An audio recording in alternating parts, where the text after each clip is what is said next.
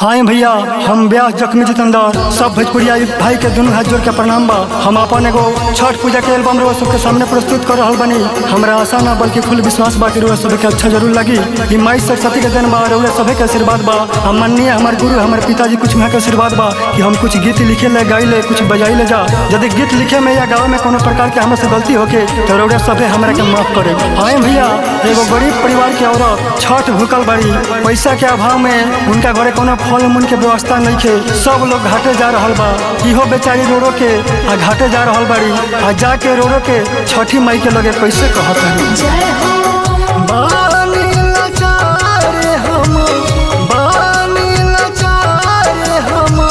पैसा के तोर से छठ करबे माई आँखिया के लोर से।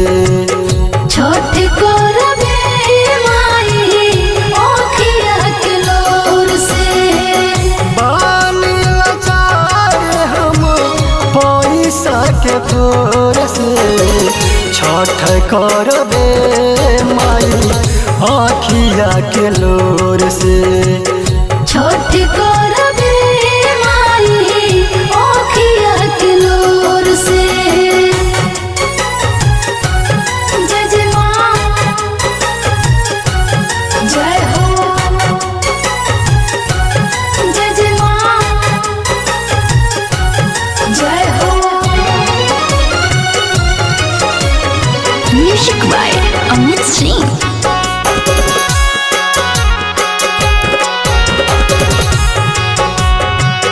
छठ करबे माई आँखिया के लोर से। पैसा बिना नहीं की किनले हम कौन फलवा हो। देखल न माई हमार पैसन बहलवा हो।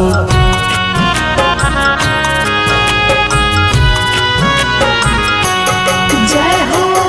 पैसा बिना नहीं की किनले हम कौन फलवा हो। देखल न माई हमार पैसन बहलवा हो। इहे बात सोची सोची, इहे बात सोची सोची रोवतन भोर से। औरग दे हबे माई आँखिया के लोर से।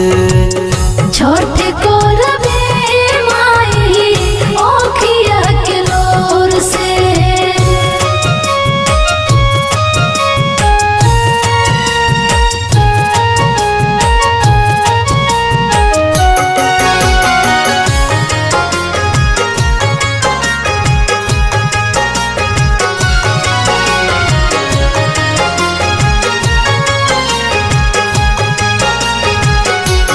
जय हो। भूखे के भूखल बानी देखल लाचारी हो। तू ही जे दया कर जग के महतारी हो।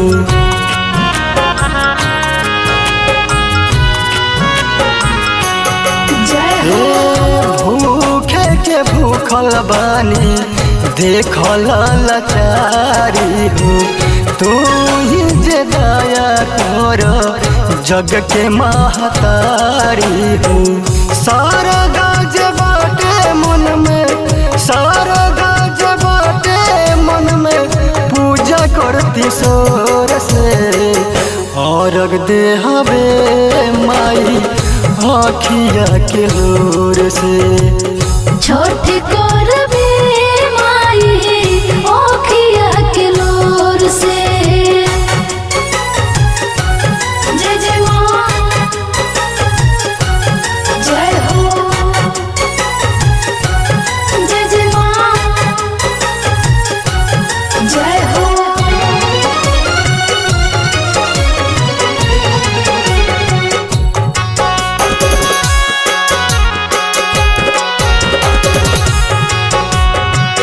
छठ करबे माई आँखिया के लोर से। जख्मी जितेंद्र लिख के गावेले भजनवा हो। हरदम रखी है मैया आपन ध्यानवा हो।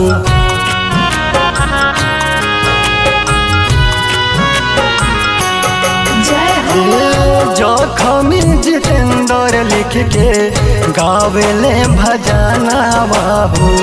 हरदम रखी है मैया आपन ध्यानवा हो।